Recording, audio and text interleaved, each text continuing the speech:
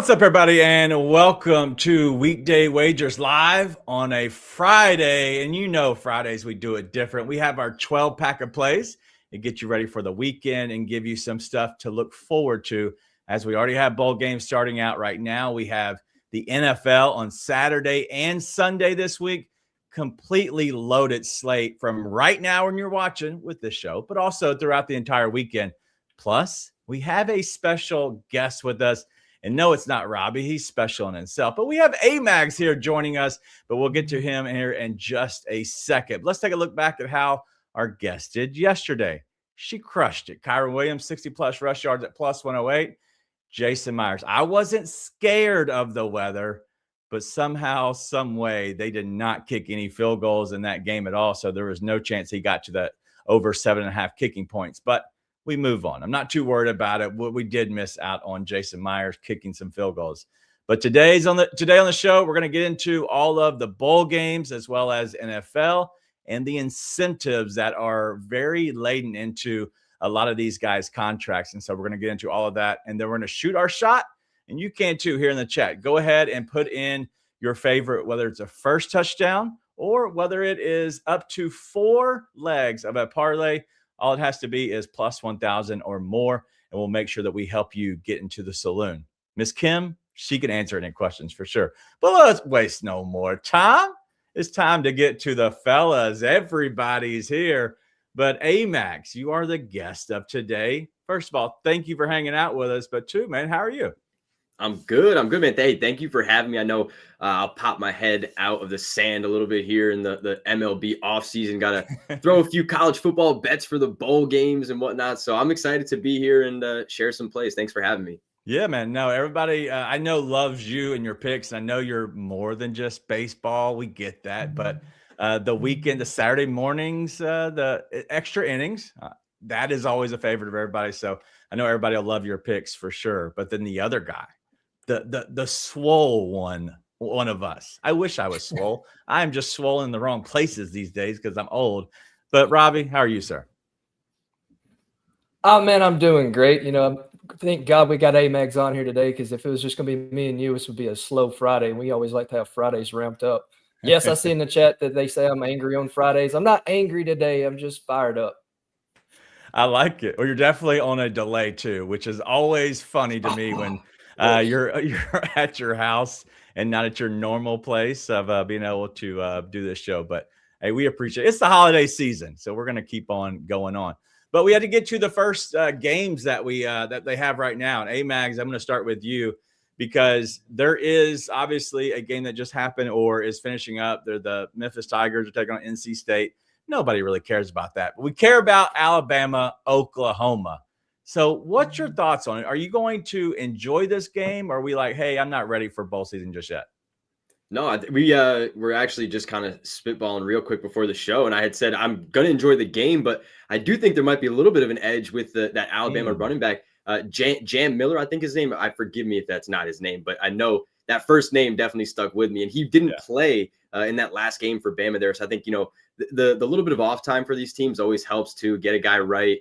For Bama, I think there was always like maybe a little bit of a question if they were going to make it, right? We were always a little bit like, are they going to make it or not? But in the end, I think they kind of knew they were going to make it. So getting everybody right for the main kind of the main mission here, I think that would be maybe my edge, just to look to Alabama. If you're in a state that you could bet props, man, that's something that I would look at too. But I am unfortunately not. So there's a side and a total guy for me. I would go Bama, but just going to watch and enjoy.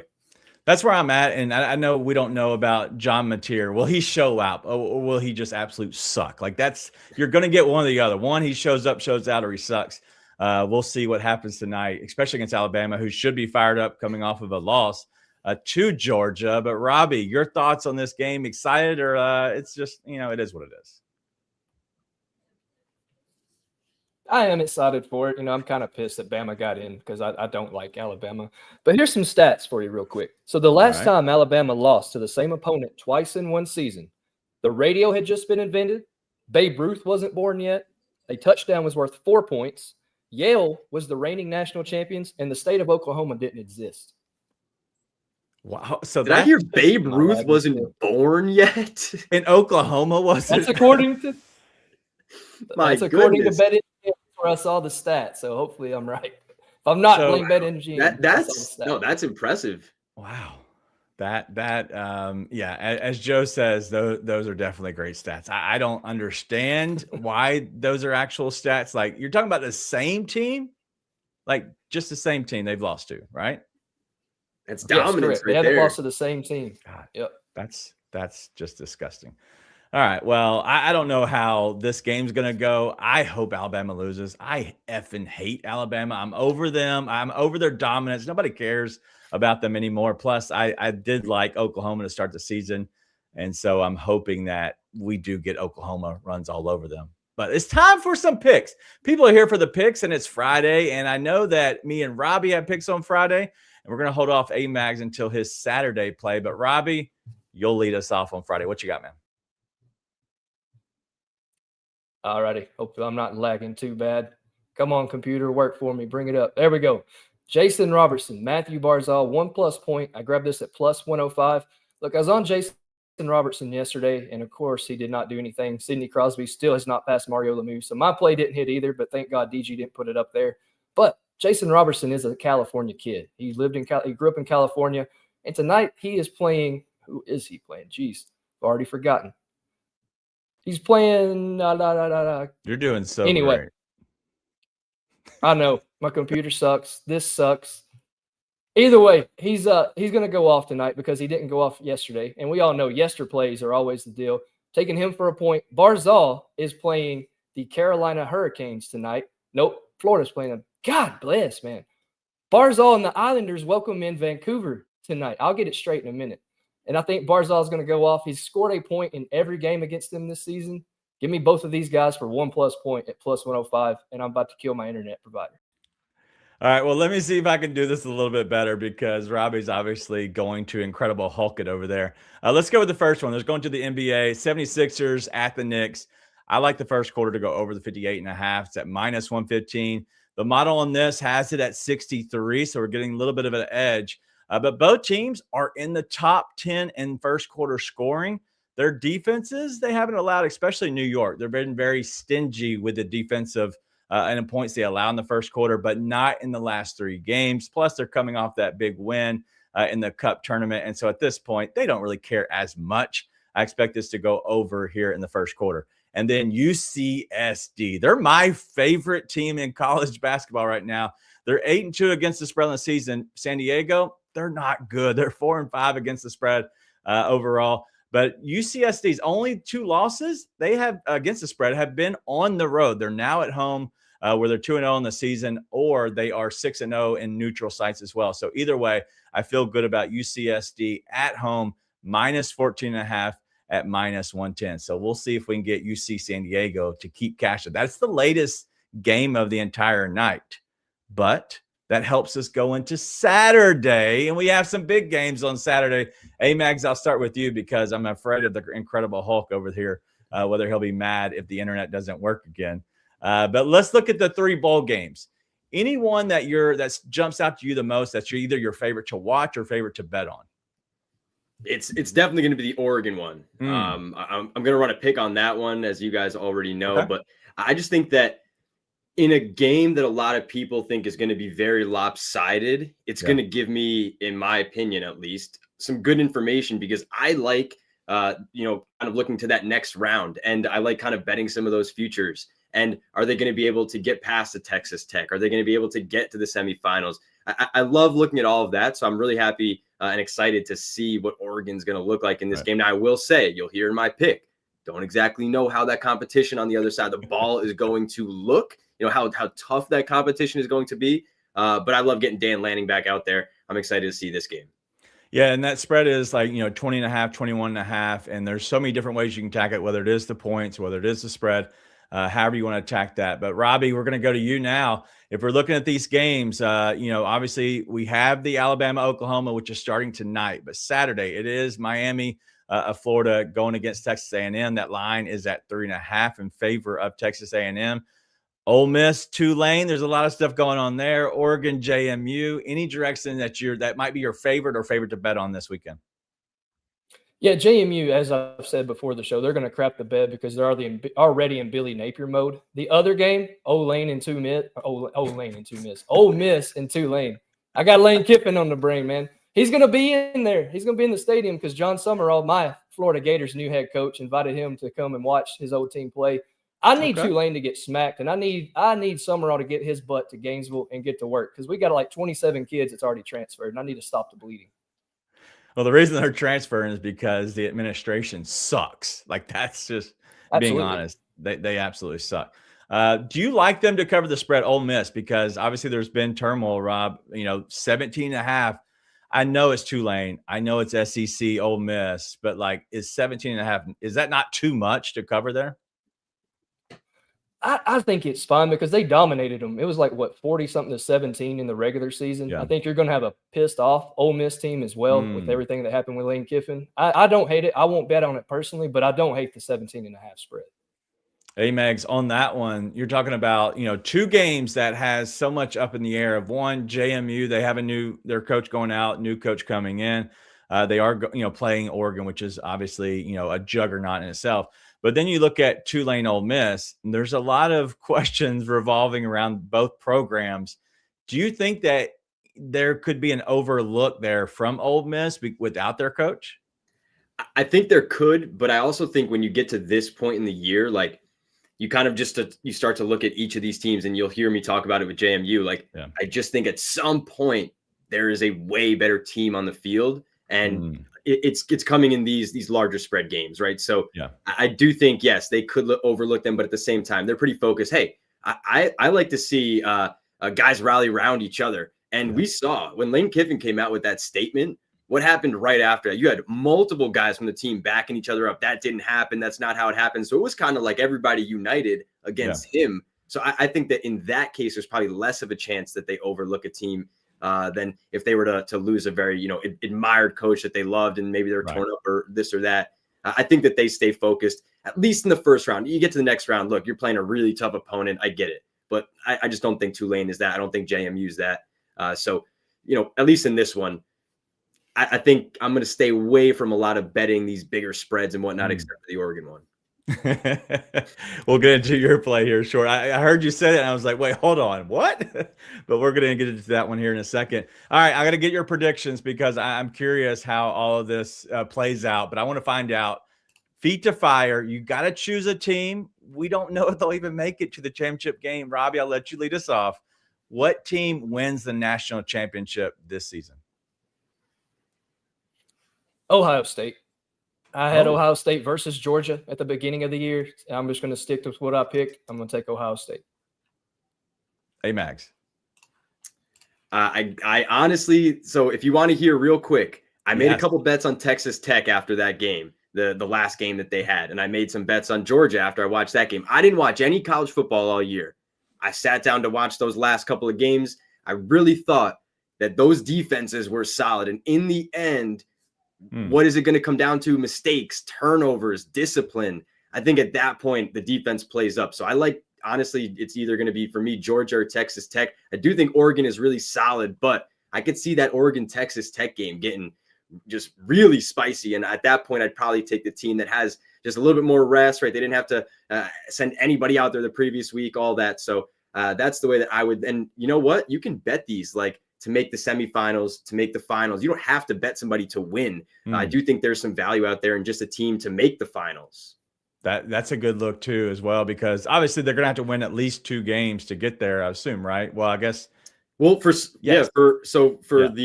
Georgia, Texas Tech, Ohio State, and Indiana, they're going to have to win, a couple of games there, right? So I get that, but if you want to take a long shot, like I wouldn't mind if you throw out like a Miami or an Alabama, like somebody that's got to knock off a top seed. A top seed has a bad game. The Ohio State gets knocked off. Oh my gosh. Like I could see that happening more to the 1 and the 2 seed there than like the Texas Tech, the Georgia, the teams that I think have those just studly defenses.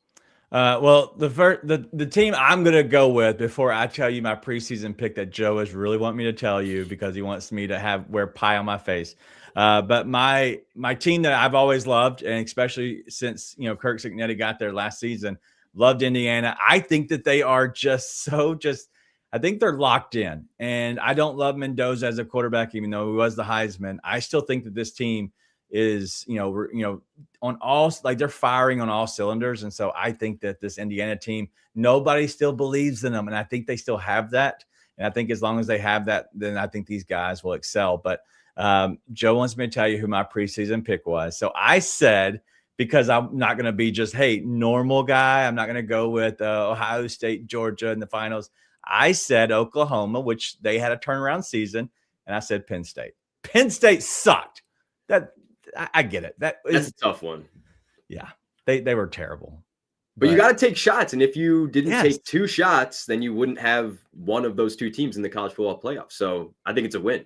Yeah. And now Joe gets to keep laughing at me every time. But what is what it is. All right. Well, let's get to our Saturday plays. And it looks like you two both have a pick on Saturday. Rob, Mr. Delay, lead us on. Yeah. God, let's see how this one goes. Come on, internet. I have to get angry. All right, Saquon Barkley, anytime touchdown, -115. I'm not sure who hates Washington more, me or Saquon.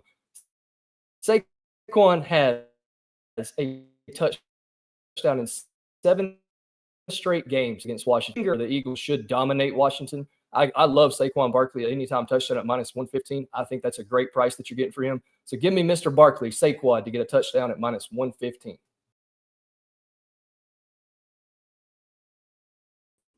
All right, hey, Mags, all you, man. Did not realize I was fouling. That's on me. Hey, learning the new system. Give me a little bit of a break here. But I already gave you this pick like 3 different times. So just read the screen. It's Oregon -20.5. I can't believe that FanDuel has given us -20.5. It's painted 21.5 everywhere. And honestly, as I've been seeing it just sit there and sit there and sit there all week, I'm like, it's just sitting at 21.5. There's no movement. And I really started to think, hey, look, I think that they're kind of baiting you into like, please take the other side on Oregon, because this is like a 42-10, 38-13. Like, I don't see how this really is within 3 touchdowns. So you're going to give me on the other side of 21 there at FanDuel -120. I think that's a great price. So I actually played a little bit more on that today. I already have some -21.5. So I have up the ladder too on some alternate numbers on the spread. I just think these are two teams that, look, you have JMU ranked just inside the top 25, but they're in this playoff just because they won the conference. Well, they beat an 8-6 Troy team, and they struggled almost to beat them to get here. I get that they have a good looking record, but I just do not think that these teams, when they're not even, when you look at the numbers for Oregon too, and I had to pull some of them up here just to make sure I was like, are these right? I mean, you look at Oregon, team yards per play on offense. They're 5th in the country on offense. And that's not even really why I was wanting to take the pick. I talked about defense because I love the Oregon defense. When I look at the defensive line, Bear Alexander, you get jacked up about a guy like that. So I think that it's going to be tough to run the ball against them. And I personally don't think that JMU's passing attack is all that threatening. So I'm going with Oregon here. Like I said, I'm going on some alternate levels. If they don't cover it, they don't cover it. But I'm taking a shot here because I do feel pretty good about these two teams just being on completely different planets. You've got one team inside the top 5, one team that barely got in the top 25, and they're only here because they won the Sun Belt Conference that wasn't even that good. So there was only one other team with double-digit wins in the Sun Belt Conference. And, you look at their record, it looks good, but I just don't think these teams are on the same playing field. So take Oregon. I like the pick. I like it. And obviously, I think it is to the point where now we're seeing Oregon. They're a dominant team. As you said, JMU struggled with Troy. So I love that pick. I think that we'll see them run off. It might be closer in the first half. I really do think it could be. So here's the thing, right? Even if they keep it to like one score in the first half, JMU is going to be jacked up. It's 14-7. We're within a score. But what happens if Oregon takes the ball right down the field to start the second half? It's 21-7. You start getting beaten up a little bit. Like, I think JMU has to play not a near perfect game. Like they have to Right. play a perfect game, in my opinion, to stay close here. And I think Oregon, they would have to have a ton go wrong and not that much go right for them to run away. So I'm going to take the runaway here, especially coming down inside that 21 points there. I love that. How did you pronounce Oregon? Because it sounds like you pronounced it correctly. Oh, so I'm saying Oregon, but I know I don't know if that's the right or the wrong version. I have a buddy that is like a huge Oregon fan, so I maybe I'm saying it right. I think this is how you say it. Somebody's got to let me know. I have no clue. Listen, I'm from the South, and Robbie is too. Like we say Oregon. Like I don't know Oregon. I think it's right. Who the hell knows? All right. Well, I wanted to make sure we give some love to you real quick, but looks like Boogie's saying, let's go. It's A-Mags, one of the best in the MLB. Follow him if you don't already, especially for your Saturday shows, which is extra innings. Hey, real quick, yeah. DG on that. So if you guys, I believe it's A-Mags picks here on YouTube, but if you want, I'm going to start having those live streamed as well on YouTube on Saturdays. So we are moving in a good direction, a direction a lot of people have asked for. So this is the first time I've actually mentioned that. Besides, I think I wrote it in my bio on the YouTube channel. But nice, it should be there. So yeah, it'll be up and coming March, April. So that'll be on YouTube. Yep, it'll be like this. Okay, You'll have video. I'll definitely have some graphics and whatnot that we can kind of take a look at, some odds boards and all that. I know a lot of people have asked, hey, can we maybe have something on video as well as not just audio with spaces? So that's kind of the next step for me here, and I think it'll be great. So yeah, I'd love it if you guys join me. For sure. No, I love that. I always love it, especially I tune in. Most of the time I'm doing yard work, and I'm just like, all right, cool. I'll hang out for a second. But yeah, Derek said he didn't realize who it was at first, that it was A-Mags. But yes, we're putting some. We had EC on. Miss Kim yesterday was on, hanging out with us. It was definitely a good time. But Robbie, Mama Hockey is taking a shot. Look like your voice is on Squid Games with the delay. Yeah, I feel like I just got eliminated from Squid Games because I just feel like death right now. It's one of the biggest shows, and I'm lagging like it is what it is. I might try to connect. I might try to connect to my phone's hotspot at this point over this crap that I'm on right now. Dude, if you remember, I had to move apartments because my connection was so bad. So it is no issue at all. Yeah, that's funny. That's funny. Yeah, I know. I'm stuck in a house. Yeah, with 3 kids, so I can't really move right yet. But it might be time.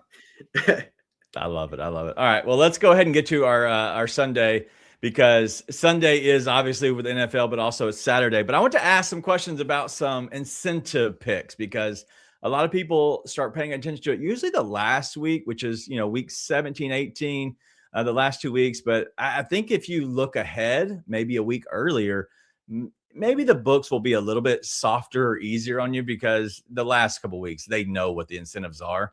But let's go ahead and go through some of these. Let's go through Khalil Shakir, play for the Bills. He's at 4. He needs another touchdown, 5 for $150,000 bonus. And if he catches another one to that, which is 6 total in the year, another 150. And then if he catches 2 more, which would be 8, another 150. And it keeps laddering up. A-Max, do you think Khalil Shakir, over the next couple of weeks, should we look at maybe his touchdown props? Yeah, I don't hate it. My thought, I guess, would be this week with the Browns. I know Denzel Ward had been out. I don't know if he's going to be out again this week, but that would be interesting if he's going to be out. What are we looking at there in terms of that matchup? It definitely would be better. Don't dislike it too, because at least in my opinion, and take this for what it's worth, I just think that the Bills probably run away in that game. I don't think that Shedeur Sanders can hang with Josh Allen and co. So I wouldn't doubt if you get to a point where it's like, let's get this guy his touchdown. You know what I mean? It's like it doesn't matter who scores right now, but let's get it for the guy that we've had all season kind of just working for us. So I like that angle. All right. Well, and if y'all have any as well, bring them up. But I'm going to ask Robbie. I know this guy, very well, Rico Dowdle. He needs 1350 scrimmage yards. That's all total yardage. 1350. He's currently at 1237. So he needs roughly 113 is what we're looking at total for $1 million. Is it feed Rico? Wow. It's absolutely feed Rico, especially against Tampa Bay this weekend. He's going to get a lot of work. I mean, it's going to be what are y'all? Is it that bad? Like, it doesn't seem bad on Miami. Is it that bad? Like, I'm about to peace out and try this. If you're just seeing you're us good. laugh, Power through. You're good. Act like there's nothing there happening. I'm sorry I laughed. We'll wait. It's all good. I just can't tell anything on this end. Okay. Rico is going to get it. Yeah, he's going to get it. I love that. All right. So one real quick, A-Mags, it looks like he's going to come back. And we'll let him kind of hop in and out. We'll kind of hit this real quick, just us two. I know Pacheco could be an opportunity, a guy that could get some work, especially with Mahomes out. But looking at Kareem Hunt's got a lot of incentives. So he's currently at 679 scrimmage yards. He needs 750 for 25K, which isn't, a big number. But then it starts laddering from there. It goes 125, 375, 625,000 for every, the 100, 200 yards past that. So it's a lot of scrimmage yards that he needs. Anything that you're looking at, if you would look at either Pacheco or Kareem Hunt for that instance. So I actually think the thought on Hunt makes sense with the incentives, and right. Forgive me, something just like flew my eye, I think. It was Robbie's. Yeah, right. If he's not having a problem, I'm gonna. That's crazy. But I was looking at earlier. So Pacheco last week, it looks like he took over the team's goal line back duties. I'm not exactly sure why, but he had 5 rushing attempts in the red zone on 11 touches. So I think that's kind of I don't know what to make of it. I guess I would say it's kind of an outlier potentially, but we don't know for sure. I do think that Andy Reid and co probably wants to get Kareem Hunt some of those incentives. I think they've appreciated what he's done this year in the absence of Pacheco. But with those increased touches for Pacheco, I wouldn't even mind tossing a little bit of money on him versus Hunt, just because at least I'm talking about, let's say, for touchdowns, for anytime touchdown, not just the yards, but anytime touchdown. I wouldn't be surprised if they gave it to Pacheco just after what we saw last week, and the price is better for him. Yeah, we have Gardner Minshew there, who knows how he's going to do. Like, at that point, we're just like, all right, is Gardner Minshew going to be any good? Yeah, I see. I was actually, I know we do a first touchdown, right? And I thought to myself, wouldn't a cool first touchdown? I don't know if anyone's followed this, but a little bit here and there, I've tweeted out and I've mentioned it that I like to play like the no touchdown. Now, if you play the no touchdown for a game, you're getting like a lot of times at minimum 85 to 1. And even then I don't love going on under 100 to 1, but like if I can throw $1 on it to win 100 for the night, like it's worth $1 for me. If I walked out of my house and saw $1 on the ground, like it's the same thing. So it is what it is. I throw $1 on no touchdown and just kind of see what happens. Now, we haven't had any this year, but I smartened up a little. I started doing team no touchdown. So, you just go to team first touchdown score, no touchdown. Now, a little wrinkle with that. This week for the Raiders, their first team touchdown score, the favorite we would say, right? The shortest odds is -220 for nobody to score a touchdown. It's crazy. I don't think I've seen the top player we say, as no touchdown all season for a specific team. So I was looking to potentially play that. I thought the odds were ridiculously low. At that point, I'm not going to play it. But I've started to look into things like that. And so I do think that maybe, I went with a player this time, but maybe that would have been a good play to look at KC and say, if Gardner Minshew can't move the ball with this offense, like how motivated are they really going to be to like just, push things. Like if it's not working, it's not working. Like I think that they would be more than happy to just pack it up. And it's like, it is what it is. Like, we're not going to get our guys hurt. If one or two other guys start going down, they're going to be like, whoa, hands off. Yeah. I could see it just getting out of hand. So then I smartened up, I guess, a little bit and thought maybe just go with the Titans or something there on the spread or the money line. That might be a little bit smarter. But I think that I was looking to that as, if it's not going to be betting a first touchdown, I don't think I'm betting anytime unless it's like just toss a little on Pacheco. Right. Yeah, no, I like that. And looks like Robbie might be able to come back to us here in a second. I had to do what do they call that? The filibuster till he was coming back, man. No, Where's he at? yeah, I thought he was coming back, and then he said ready, and then he said, nope, my computer just froze. And so enough of that. All right, last one. I do want to ask you because we're seeing a lot on the Patriots. The Patriots were not expected to be this great this year, even though I did like them, and a lot of other people liked them to be good. But now we're talking about, Stephon Diggs has a lot of incentives, as well as Hunter Henry, Matt Collins. Let's go through the other two guys. Anything that jumps out to you? Currently at 39 receptions, if he gets one more for Matt Collins, he gets a $300K. If he gets to 50 receptions, which he would need 11, $400K extra. Hunter Henry's at 46 to get to 50. He would get 250, and then every 5 from there, another 250. But the main guy I think that we all are interested in is Stephon Diggs. He's their best player. Currently at 67. 70 receptions, he gets 500K. 80 receptions, another 500K, and it keeps laddering up. So speaking of ladders, everybody loves them. Do you like any of these ladders, any of these plays for any of those three guys? I think the Diggs one is definitely interesting because he signed a little bit of an incentive-heavy contract, right? He wanted to kind of prove his worth and whatnot. So I do kind of think maybe you want to look to him because the team, maybe not like maybe I should rephrase it. The higher ups that are going to cut the checks maybe don't always want these guys to do that. But I do think the teammates and the guys right around them, they do want to help him out. So I think Diggs makes some sense. But wow, Matt Collins only needs one more catch. That's really what stuck with me. Yes. That's interesting because you can't really just go bet him for a catch, right? No. But something that I love to do is, when the game is on, get on, FanDuel is where I do it, but I know a couple other books also have some available. Those live drive bets, or even like live first quarter bets. They're going to catch a pass in the first quarter. They're going to catch a pass on this drive. Usually you can get some good odds. I bet you could probably get like plus 400 or better on Matt Collins to catch a pass on the first drive. I might throw a little money on that just to see, you go out there, the guy needs one catch. Right. Give him a catch on the first drive. Get it over and done with. Get him his money. I like that because you got to think like he's been in the offense a lot more lately. He has. So last week, 8 targets, 4 receptions, then 4 and 3, 6 and 2, 5 and 4, 10 and 6. Over the last 5 weeks, he's doing a decent job of being more included in the offense, averaging 6.6 targets on 3.8 receptions and 52.8 yards. And so, yes, he might not wear shoes. Maybe he wears a crop top at times, but either way, Matt Collins could make at least 300,000 with one catch. But if he could figure out a way to get to 11 over the next 3 weeks, you're talking about, dude, that's a lot. 700K over the next 3 weeks would be a complete flip in what you make currently. That would actually probably pay your taxes for if you're one of those big guys when they're big contracts, all the millions. That part I still can't understand in life, but I don't want to go into that. But is there anybody else that you're interested in wondering if they have anything? I have all of them right here.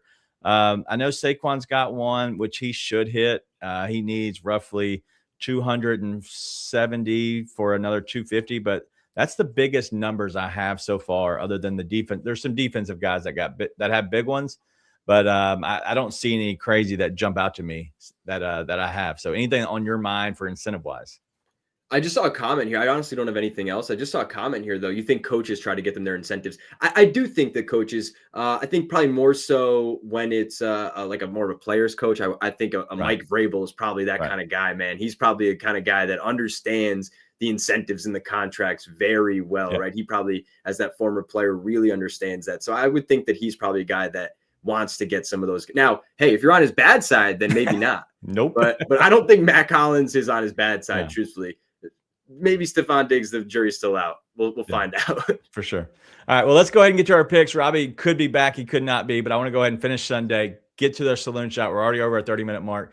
I want to get us out of here in the next 10 or so minutes. And so let us go ahead and hear from Seabass, and then I'll lead us off for our picks, and we'll piggyback from there. Hey, what's up, everybody? It's your boy Seabass, the only 5-star chef in the game. We all know sports betting is full of bad beats and tough calls, but when it comes to flavor, there's no second guessing. Bassett's Blends is the plus EV lock of every meal. We don't need a stinking model. Crafted with winning spices and bold taste, Bassett's Blends comes in 3 flavors: original, hot, and no salt. That's going to turn chicken, steak, vegetables, any dish into a can't-miss cover every night. With Bassett's Blends, there's no bad beats, no flavor fades, just guaranteed greatness. Check out the link right here where you can pick up your Bassett's Blends for a guaranteed lock every single night. That is not me. That is me now. All right. I don't know what's going on StreamYard. Maybe it's Robbie. Maybe Robbie's the curse. But let's go ahead and look at some total field goals. And I want to target some guys, but unfortunately, lines are so jacked up this late in the season for field goal kickers. We had a good run. We're still in a good run at this point. So let's combine them and look at the total yardage. Chargers, Cowboys, total field goal yards over 131.5 at minus 115. Both kickers, according to the model, have an 8+ kicking points that are expected. Both kickers are good. Dicker, the kicker, but also Brandon Aubrey, incredible. Both are in the dome. They can both kick 50+ field goals. So we don't need much to get over that 131.5. And then this is a weird one for me because usually I stay away from the Lions and their kicking. But if you look at Detroit, the back-to-back weeks, they've had 2+ field goals. But also Pittsburgh, they've allowed 2+ field goals in 80% of the games just on the season. Detroit, they've allowed 2+ field goals in 4 of the last 5 weeks. And even though Pittsburgh and Boswell have cooled off on kicking field goals as of late, they're now in a dome and on the fast track in Detroit. So I expect them both combined to go over the yardage of 128.5 at minus 110. All right, let's go to Amags. Let's see if this thing works. All right, there we go. There we go.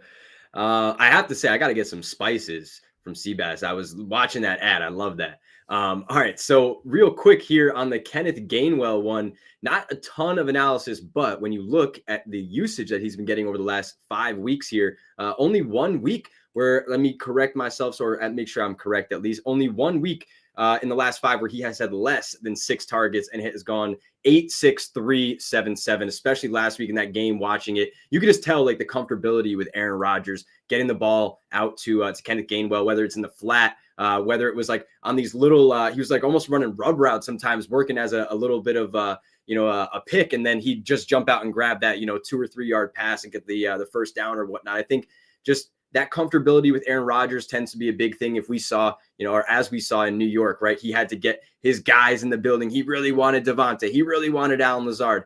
I think MVS was even on their team at one point, but it's guys like that he's had like comfortability with, or they've been on his team before that he's like, oh, I really want to get the ball to them. And now, even though that isn't like the total case with Kenneth Gainwell, he's found some comfortability with this guy over the last 4 or 5 weeks. So I do think they kind of just keep getting him the ball. I will say, Jaylen Warren, another week back, getting a bit more healthy. Maybe he continues to kind of take some snaps, but I really do think that they're making a way to get Gainwell the ball. And look, it's not like he's getting a ton of yards. He breaks his longer plays here and there, but last week was 6.6 yards per catch. Like he was getting his yardage just kind of like on the flats, around the outside. I think that there's always that chance of like, if you want to try to really just bet one thing, the longest reception or whatnot, you could always try to do that, or like the first quarter receiving yards or something to take a different angle. But I think that at least from looking at some of the yardage totals, it really isn't about like these big long gains. It's more about like the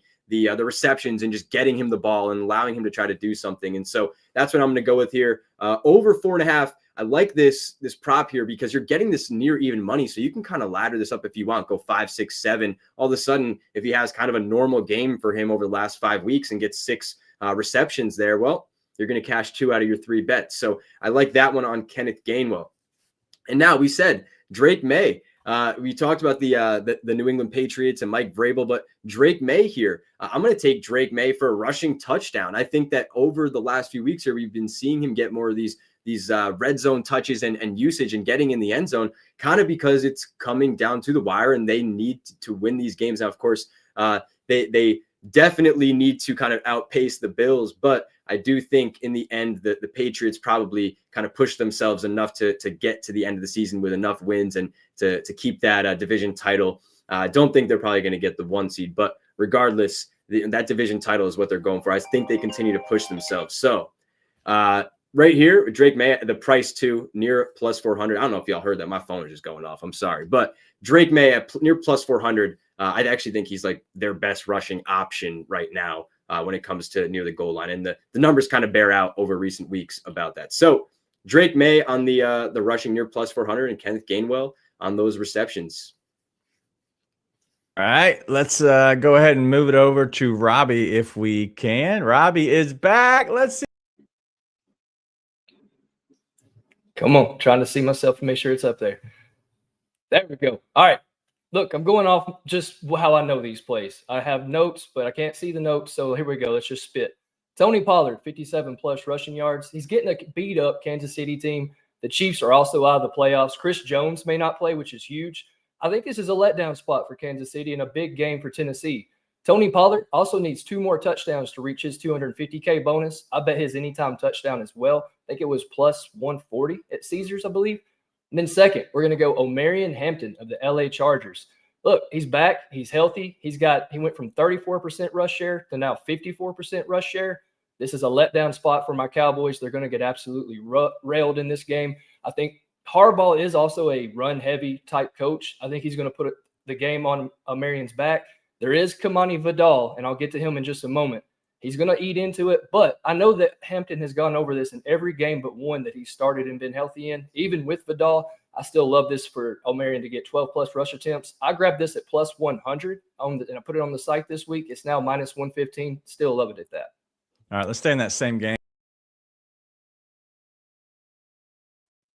Go ahead, A-Man. All right, there we go. See, I'm making sure I'm on.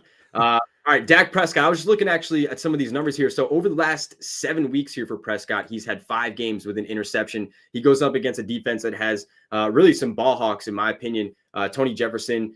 You've got Derwin James, the guy that really hadn't had a lot of interceptions this season, not a ton of success there. Had one last week. I think that just the way that this game is going to go, I mean, it's a total near 50 points. I think Dak just continually has to throw the ball up, and I do think that those ball hawks in the secondary are going to get him at least once here. Like I said, it's kind of been his track record over the second half of the season. You look at the first half of the season, he actually only had, 2 games in the first 7 or 8 that he had an interception. It's kind of flipped now. Like I said, 5 in the last 7. So I'm going Dak with an interception. I think there's a few guys you could bet for interception this week that maybe even parlay them, like a Phillip Rivers and a Dak Prescott together.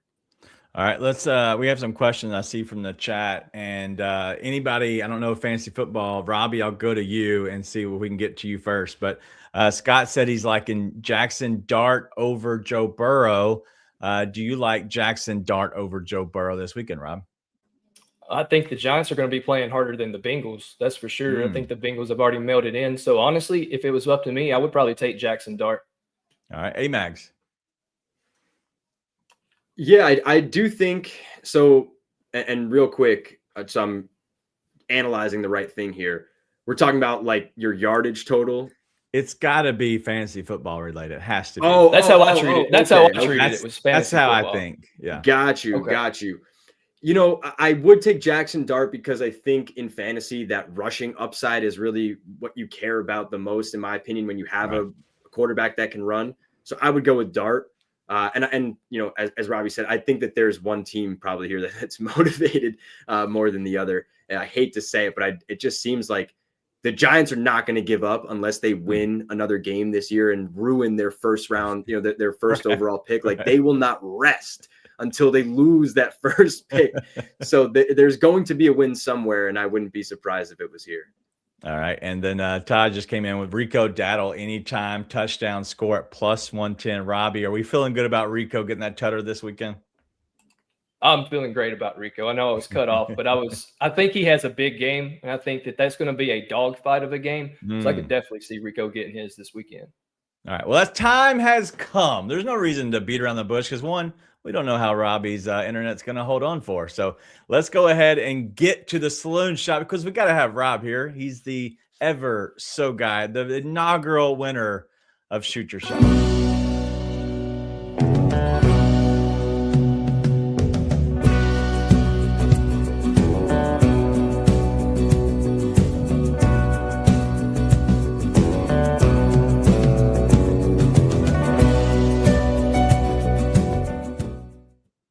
All right, let's see if we can get in the saloon. And we already have everybody already here. And yes, Miss Kim, we know you own the saloon at this point with 4 mugs in. Tony's in, Preston, Robbie, Joe. I'm even in, Miss Nonsense. There's no Mark, Max. So we need you to do us a favor and do Mark a favor and see if you can help him not be in still. We need you to be in over here. I would be thrilled. But let's go ahead as people are still putting in there in the chat. They're plus 1,000 up to 4 legs. You can do here on the show. We do on the panel. We do one of the first touchdown is the only thing that we're allowed to do through the football season. Then we'll adjust. But Robbie, you'll lead us off. What you got today? I don't know if you can see this, but this is an abnormally large flask, and I'm probably going to fill it up later. I'm going Kamani Vidal because I'm all over Omarion Hampton. So Kamani Vidal is going to get the first touchdown, and he's probably going to eat in all the Omarion's carries because I love Omarion so much. So give me the Cannonball Vidal for a plus 1,500 saloon shot. Joe, you were the first saloon shot winner. He's talking that I was the first shoot your shot winner somewhere else, not on this show. For sure. And I'm going to go with Big Play J. Plus 1,400. Quentin Johnston is going against the Cowboys, and the Cowboys suck. So why not allow the first touchdown to a guy who can catch and they can't defend? Why not? I know Keenan Allen needs tutters for his incentive program. That can wait till the next week or maybe the second touchdown. The first one is going to go to Quentin Johnston and not to Vidal. So let's go. Even though I put up the wrong helmet. But, whatever makes sense. All right, let's go to you with Vanilla Vic. Hey, Mags. So it's kind of simple here for me. Watch the Jackson Dart interview earlier this week. They asked him, what do you think about Dan Quinn kind of telling his players to take shots at you as a running back? And he says, it's nothing different than what Kirby Smart or Alabama and Saban tried to do to him right over his career. That's exactly the way they tried to handle it. So he said, it's nothing new. I love that response from my franchise QB. Do not trade that first overall pick if you have it. I'm sorry, trade that first overall pick. Do not take a quarterback. Trade that first overall pick because Jackson Dart is the quarterback of the future. And I am taking him here on the first touchdown, but I also am going to play him on the anytime. And it's more so like this Minnesota defense pressures a ton, and this Giants line is not good enough, I think, to handle that over and over and over and over. At some point, Dart's going to get out of there. He's going to make a move with his legs. He's got a nose for the end zone. So I think the first touchdown here is not a bad look, but I'm going to take it anytime anyways. I think at some point he's like, you guys tell me to not take hits. You're telling me to avoid contact and, save myself and health and this. I'm going to run head first into a defender into the end zone now. So I think that's exactly what happens here. All right. Well, I know people are putting theirs in here already. So let's go ahead and look through some of these as since Robbie dropped off, it keeps moving him off. Let's go through a lot of these because I'm going to ask y'all's opinion. This was a little bit more in depth. We have a saloon shot of Achane, McBride, Amon-Ra St. Brown, Nico Collins, anytime touchdown. Those are all 4 great looks individually. Mags, do you like that plus 1,100 for Be More Terp, which is Tony Metzger, to get into the saloon with that? I don't hate it. I think that if you're going to do something like that, there's so many boosts out there across all the books. Like, use one of your parlay boosts on something like this, because you're going to need, usually for a lot of these boosts, right, you're going to need minimum of 3 legs. You're going to need a minimum of plus 300 to plus 400 odds, right? So this right here is certainly hitting those qualifications. I would be looking around for a boost anywhere I could to play that before I would play it at the straight price. But yes, I do think that's a a nice little look there for you. For sure. And I know a lot of our OGs know this, like they're not allowed to put in their boost odds. That's fair. That's fair. Into the saloon. So I would assume they're using boost to get to their real money. When you're betting stuff like this, I think you're getting, if you're signed up at enough books, you're getting enough opportunities to waste a boost on something like that and throw it down, Yeah, and I'm going to go this one because Jalen Johnson, triple-double, Josh Allen, 2 touchdowns, Barkley, anytime touchdown, 3,100 for the saloon shot. Obviously, Barkley, you're on that already, Rob. I think Josh Allen can easily get 2 touchdowns. That's the longest shot of all these, but Jalen Johnson, amazing for Atlanta. We could be getting Trey Young back here soon, but Jalen Johnson, if you don't know about him, the dude is just disgusting. He is so damn good. And so I know they're on a back-to-back, which that'd be the only thing that would scare me. But I do love that. Scotty tried with a plus 3,100. And then Derek Monoganai, isn't that his name? Whatever his name is. TD Prescott. Monungai. Yeah, Monungai. Dak with 2 passing touchdowns. The Titans money line. Nico Collins. All that for plus 2,008. Rob, do you like that? I like everything but Dak. I don't know how motivated that Dallas team is. That's the only one out of that would worry me. But Chicago uses Monungai a ton in the red zone, so I'd love that look. I think the Titans get the win this weekend because I just think the Chiefs don't care anymore. And then I'm already on Nico Collins. If you watch Robbie's radar, I think he's going to score. So, yeah, the only one that worries me is Dak. That's it.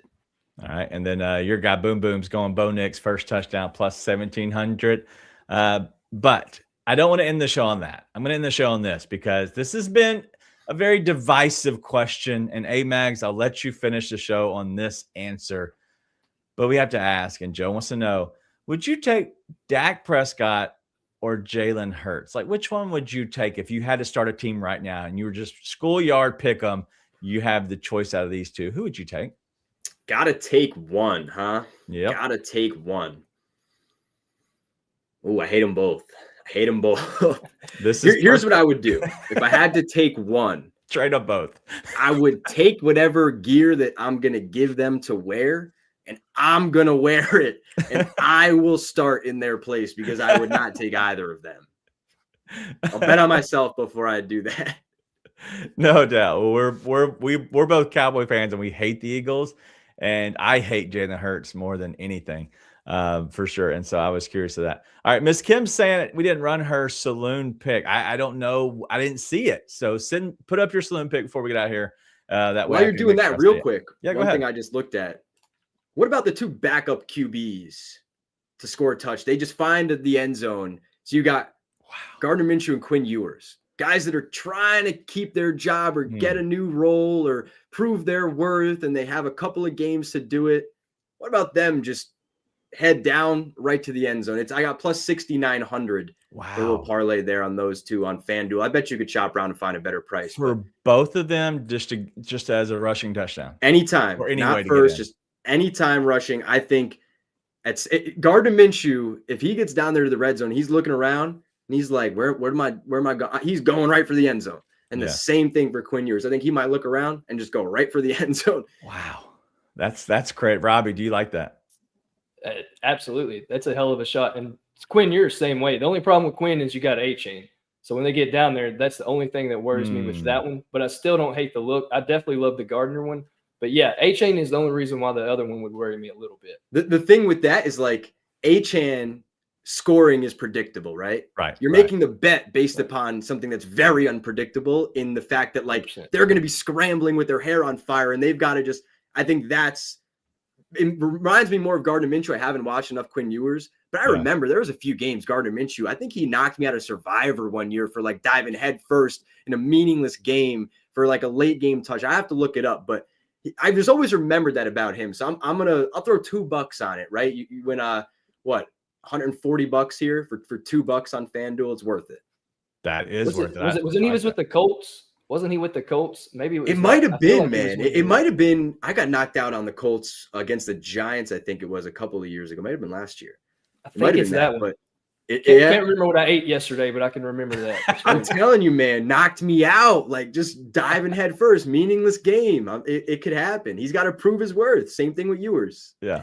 That's funny. Wow. All right. Well, let's go ahead and go through the last leads and we'll be out of here. Caleb Williams first touchdown plus 2,000. That's not bad. I always like a rushing QB at a number like that.